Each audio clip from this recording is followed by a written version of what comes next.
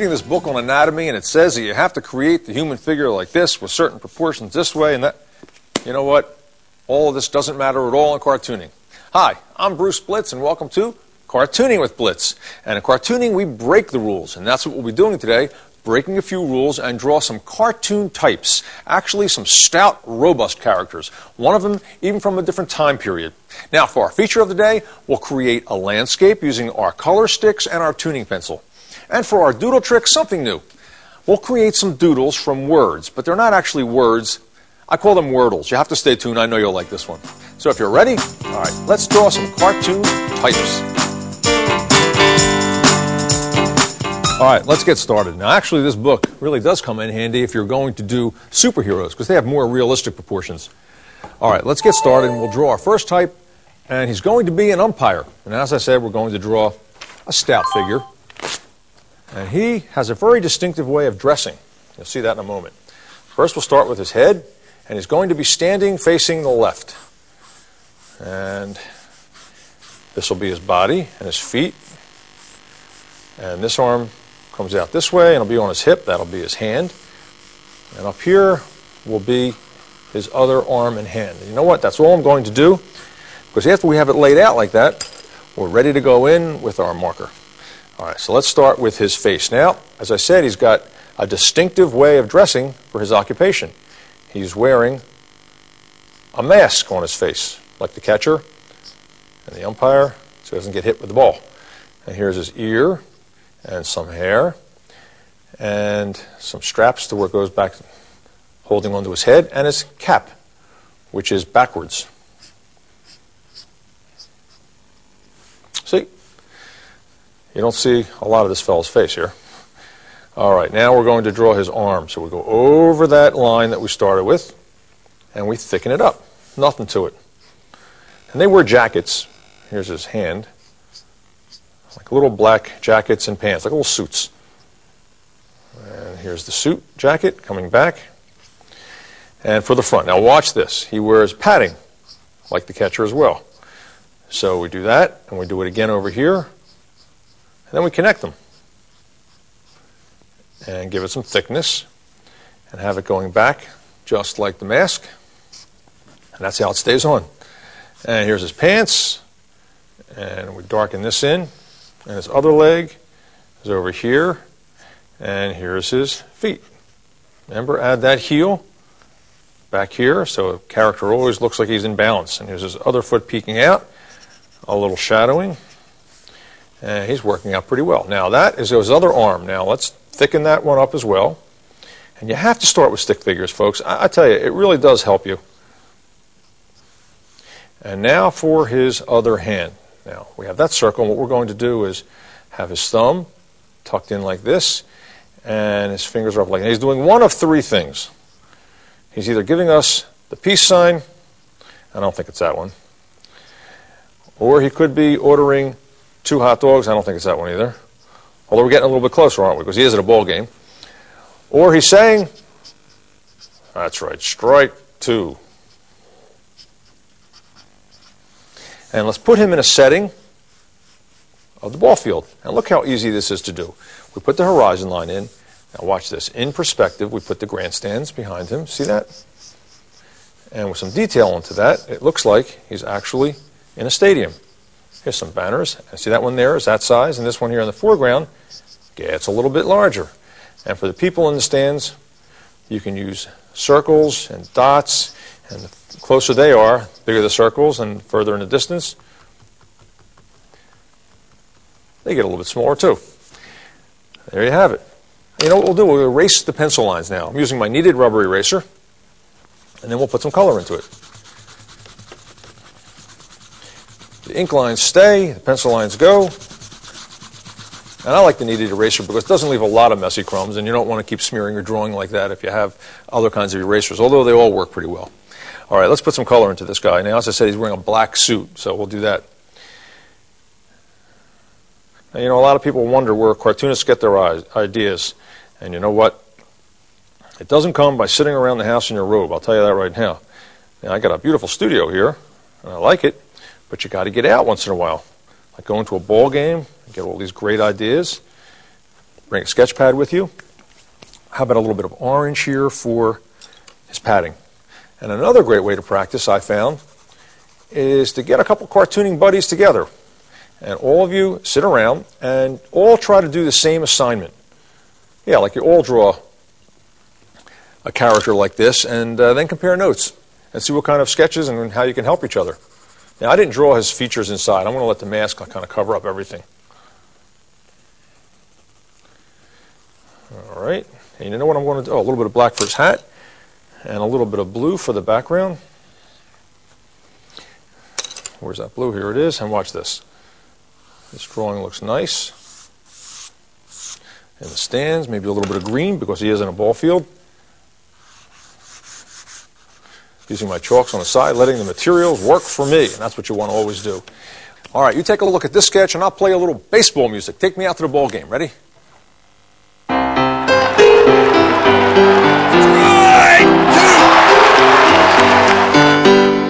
All right, let's do another sketch now of another large guy. Uh-oh, it's time for the gag sketch of the day. And today, it's a pun, and I know you'll get this one. Ready? It also involves another large guy on the top. Now, what is this? That's right. Who said that? I heard you. It's a wrestling match. Very common thing. You see a lot of that these days, right? All right, let's do another sketch. And this time it's going to be from a different time period. And I'll start with my pencil, and we'll lay this drawing out. Now, what I'm going to do is start with like a baseball diamond from the last sketch a little bit, right? Okay, now we're going to put a shape like this on top. Now, this person is going to be from, I guess you could say, the Middle Ages, maybe the Renaissance period, Middle Age. It comes pretty close, so I don't want to say exactly, but you know it's from a point in time around that period. And this is going to be the legs, and what's going to add a little bit of humor to this is going to have real skinny little legs. All right, now over here, put some detail, arms, and like that. And that's all we have to do. We'll go back with our marker, and we'll add some detail to this guy. Now watch. We're going to draw his face. Now, there's his nose, and we're going to draw his beard and mustache. Now, get your whole wrist into it. Have a little fun with this. Go back. Don't stand there and labor over how you make the beard and the mustache. See what I'm doing? It's done. Now I want to put his expression in, which is kind of a scowling motion. And his eyebrows, well, they're big and bushy, and his eyes are piercing. Maybe he's like a Henry VIII kind of guy. I don't know what period that's from, but put some cheeks on him. And his hat. Well, they had like kind of a fluffy hat that looks like this, like fur. Let's give it some mass by doing some over here. All right. Now, over here, this is his shoulders. Now, look at this outfit. This is the kind of stuff they wore. Big puffy sleeves and stripes. And you know what? We'll give him like a medallion around his neck. And this is what leads me to believe maybe he's not like a guard. We'll make him like a monarch or a king, because they wouldn't have that, a guard. And this is his arms, very skinny arms, and put his hand in a fist. And over here we've got his other arm, and we'll have him holding like a golden scepter, which is another reason why he's probably not a guard. And we'll color that in. Now let's put his body in. Now see, he's got kind of a stout body here. And it looks like a skirt as part of his outfit. And his waist, a little detail on that as well. Now, what makes this funny, because he's so big up top, is we're going to give him little dainty legs wearing tights. And where's his knee? Make a little bit of a protrusion there, and then his calves. And real small, dainty feet wearing slippers. Do the same thing over here. And there he is. Let's put some shadowing down here. That's a great cartoon character, if I say so myself. And what I'm going to do now is color this guy in. Now, you know, if you have an assignment that you have to do somebody from a specific time period, you might want to go to the library and check that out. That always works real well, because sometimes you just can't guess. Now here, we can fool around with it a little bit. We don't know exactly when it's from. Let's make him have stripes here too. I like that. I'll do it a little bit down here. And some blue. He's like red, white, and blue. He's patriotic, even though he's probably not in America. Definitely not in America. A little yellow here for his medallion. Make it look real shiny. Same thing for here. And maybe some brown for his hat.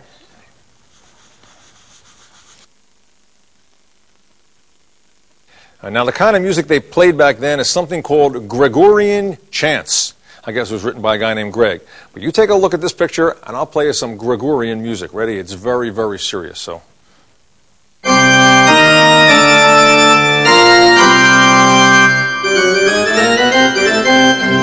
I couldn't resist. All right, now to do cartoon types, look at all the different time periods there are and different occupations and all the different ways people dress. It's endless. Now stay tuned for the feature of the day.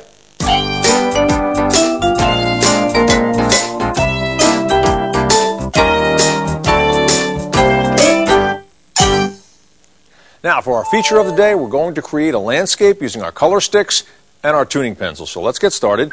And if this is halfway right about here, a little bit below that, we're going to create two chunks of land with a road in the center. One line and two lines. See that? Now we're going to take our color sticks, our green machine, and we're going to fill that in, just like we created our own coloring book here. And if you go over that line a little bit, don't worry about it. Now in a couple minutes we're going to go over this and we're going to shade it and add the power of the third dimension. And that's always fun. And it adds realism to your drawings. Now right in the center, I'm going to use some tan and I'm going to create the road.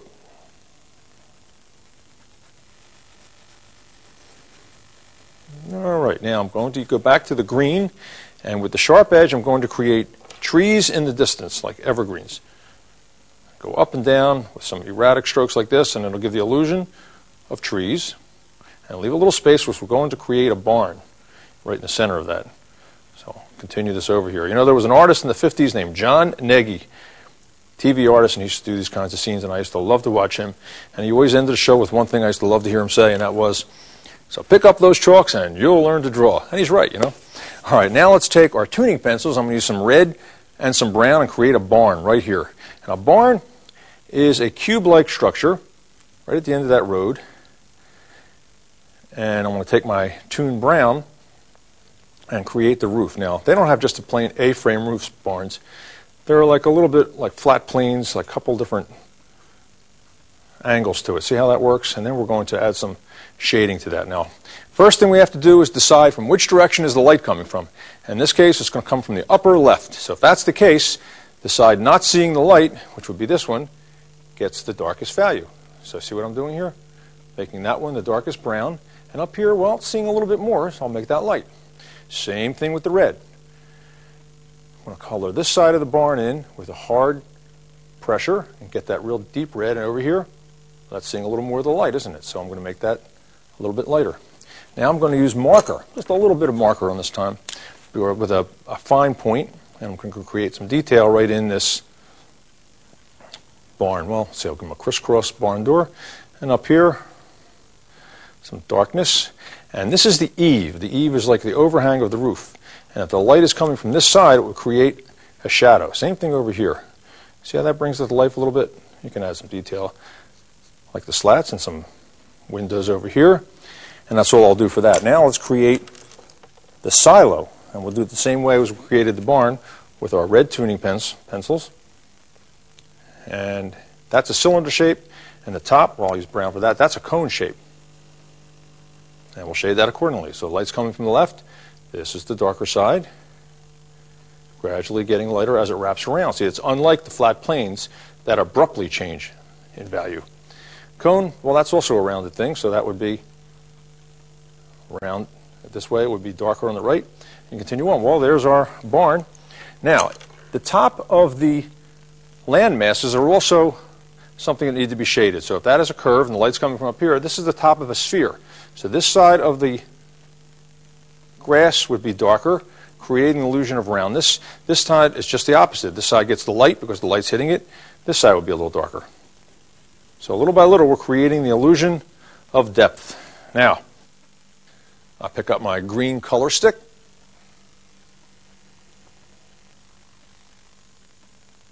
Create some trees a little bit above that barn. Okay, now I'm going to use some purple and create some mountains. Now mountains are cone shapes. Now watch this. And make them erratic and different shapes so get a little bit of interest to it. Then I'm going to go up and down and get some tone, overall tone on it. Then we're going to carve out some shading on this as well. See how easy this is? Now if the light is coming from the upper left hand side, again, we just carve some chunks out of this thing. See, and fill it in, because that would be shaded. Same thing over here and over here. Now we're going to even add some more cragginess to it. Is that a great word or what? And just do this, go over it, bear down a little bit when you get to the right side, and it adds a little more personality. All right, now let's add a little color to the sky. So I'll use some orange, orange you glad, and some yellow, and a little bit of not too blue. On the upper part, I'm going to put a little bit of blue and gradually get a little bit lighter. And maybe a little bit of orange next. Go right over that blue. Let the colors mix, see what happens. And a little bit of yellow. Right down to the horizon line. All right. Now, this is the fun part, and this is going to kind of tie the whole composition in together. We're going to create a big oak tree right in the foreground here. So right about here, we're going to create a cylinder shape, like one here. And then right about here, we'll change the direction and taper it a little bit as we go, and then go straight up, right off the paper. And then fill it in. Now, that takes a lot of nerve. You might think that, wait a minute, you're going to go right over the whole drawing? Yeah, you can do that. Because then you use your color sticks and go right over the whole thing you've already done, and we're going to add some shading to this too. Now let's add some other branches to it. So bear down and get some personality to it. Sort of, let's get a big branch going right out here. Like that, and then we're going to go over it. Remember, tapering towards the end.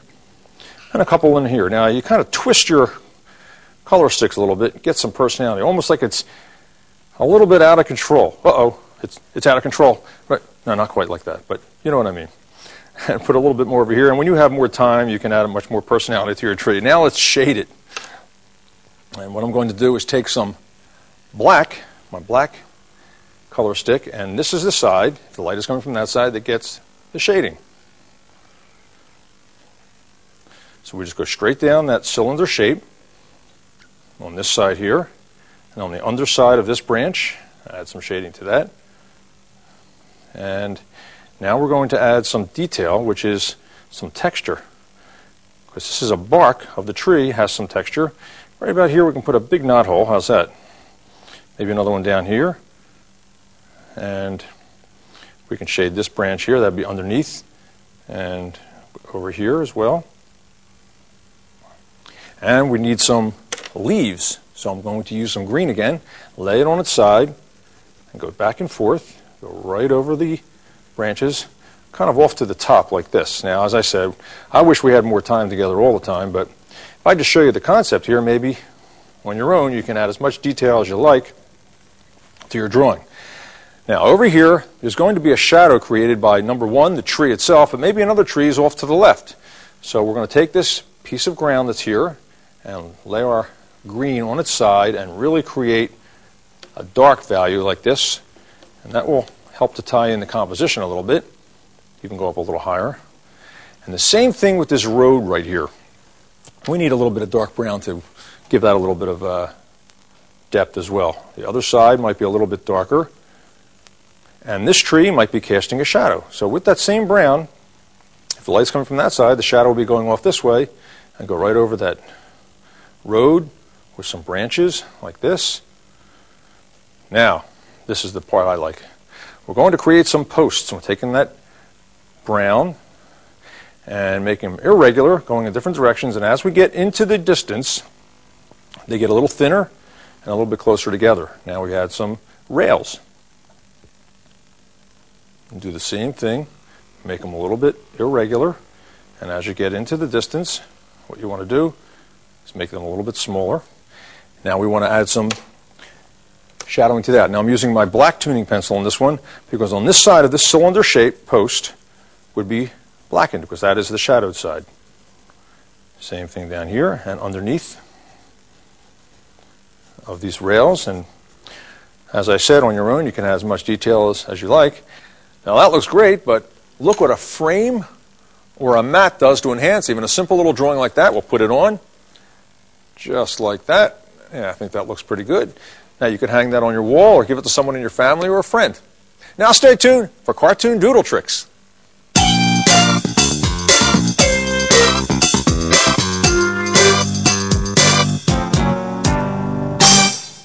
Welcome to today's doodle tricks, and welcome to my friends in the studio. Hi guys. Hi, Bruce. All right, today we're going to do some finished cartoons from letters, however, a little bit different.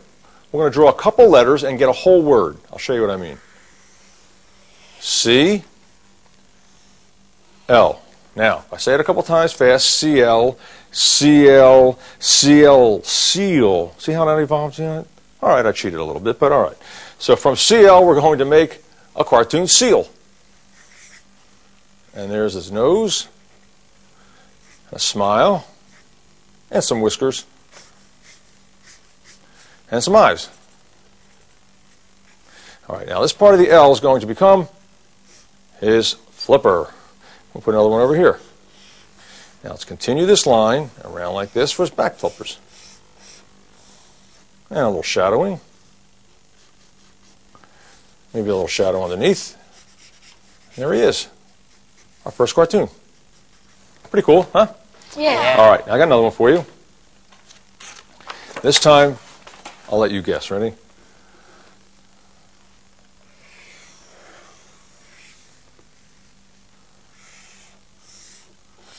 Renee, what's that?